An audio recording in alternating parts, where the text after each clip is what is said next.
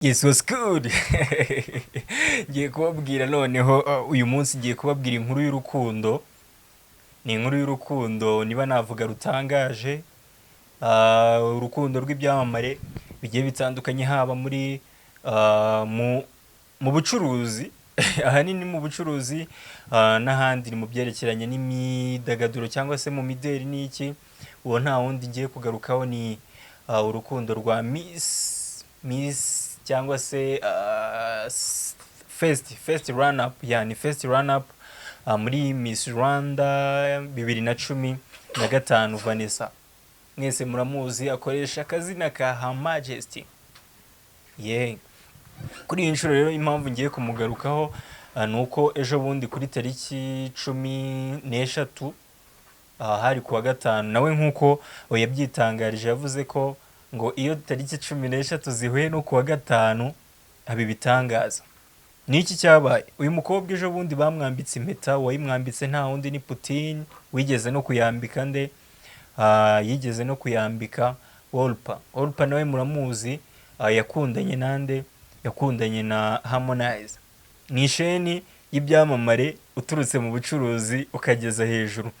Impamvu ngiye kubigarukaho rero nta yindi nuko nyine ari ibyamamare, nkaba ngiye kubereka uru rukundo ukuntu rurimo amayobera, ukuntu Putin yigeze gufotora Wolper yambaye ubusa, ibintu bigakomera cyane bigacika. Nivuga Ngingo TV, kora subscribe.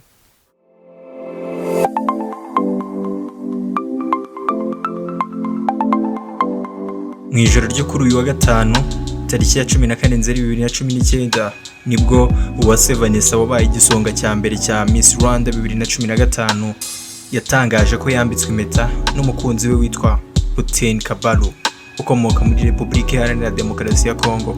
Igisobanuro cy'iyi mpeta ni uko uyu mukobwa w'umunyarwandakazi yemeye kuzaba umugore w'uyu muherwe bamaze iminsi mu munyenga w'urukundo. Bakunze kubigaragaza ku mbuga nkoranyambaga zitandukanye bari kugira aha cyangwa se ubuzima ahantu hatandukanye, harimo Goma mu mujyi wa Kigali no ku kiyaga cya Muhazi mu ntara y'Iburasirazuba. Miss Uwase Vanessa yari amaze igihe kinini atagaragaza umusore uri kumufata neza nyuma yaho atandukaniye na Olvise uririmba mu itsinda rya Active, bakandagazanya kugeza no kubyo bakoreye mu mashuka.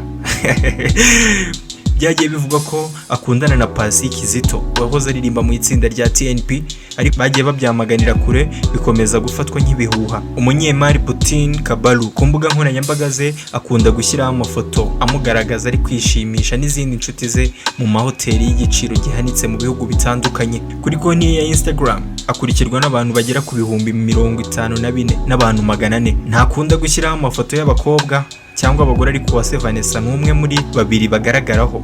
Mu bushakashatsi bwakozwe afite uburambe mu gukundana n'ibyamamare, dore ko yigeze kukanyuzaho n'umukinnyi wa filime wo muri Tanzania Jacqueline Wolper wahoze ari umukunzi wa Harmonize. Muri Nzeri 2015 uyu mugabo yatunguye Jacqueline Wolper amwambika impeta y'urukundo, amusaba ko babana ubuzima bwose. Gusa urukundo rwabo rwaje gushonga nk'isabuni buri wese aca ukwe.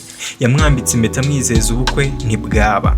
Muri 2016 ubwo uyu mukobwa yari ashyushye mu rukundo na Harmonize, mu kiganiro Take One cya Clouds TV yavuze ku mateka ye na Putin Kabalu n'uburyo batandukanye bitewe no kumuca inyuma n'ikiniga cyinshi. Yaragize ati, yarambabaje, ni umuntu nizeraga cyane ku buryo nashwanye n'abantu benshi bambwira amagambo. Icyo gihe Wolper yavuze ko yakundanye na Putin Kabalu bigashyira kera ku buryo yamwambitse impeta imbere y'ababyeyi ndetse bakumvikana ibijyanye n'ubukwe birimo n'inkwano. Ati, yahamagaye umuvandimwe wo muri Kongo, baraza nyambika impeta imbere y'ababyeyi banjye, barabyemera, bavuga n'iby'inkwano, bemeranya ko nyuma y'ukwezi kumwe bazazana inkwano. Putin Kabalu yasabye ababyeyi ba Jacqueline Wolper ko bajyana muri Afurika y'Epfo, aho yamubwiraga ko agiye kumurihira ishuri. Gusa bagezeyo ntabwo yigeze yiga, ahubwo ngo yahindutse nk'umugore. Ati, twagiye muri Afurika y'Epfo tumara y'amezi 3, nari meze nk'umugore, naratekaga buri kimwe kuko nkunda guteka. Ibyo sinshaka kubivuga, ariko icyo gihe cyose sinigeze niga, sinigeze njya ku ishuri, ariko mu rwego rwo kwikura mu isoni nkabwira mama ko niga njya ku ishuri. Jacqueline Wolper yavuze ko ibintu byatangiye kuzamba aho atangiriye kumenya ko uwo yafataga nk'umugabo we ari gukururana n'umugore wundi babyaranye, yari azi ko aba muri Kongo ndetse batandukanye. Ati, hari umunsi nigeze kujya muri salon menya ko umugore we yaje muri Afurika y'Epfo. Yajyaga ansezera ambwira ko afite urugendo rw'iminsi 2-3 gutyo. Ndamubwira nti numvise ko umugore wawe ari muri Afurika y'Epfo, kuki umbeshya ko ari muri Congo? Arambwira ati sibyo, ari muri Congo. Arampakanira arambeshya. Wolper yavuze ko yirengagije ibyo kuba Putin abonanira n'umugore we muri Afurika y'Epfo. Yemera ibyo amubwira nubwo yari azi neza ko amubeshya. Umunsi umwe Wolper ngo yafashe telefone y'uyu mugabo asangamo amafoto y'umugore we n'umwana we bose bari kumwe. Ibihamya by'uko amuca inyuma bikomeza kwiyongera.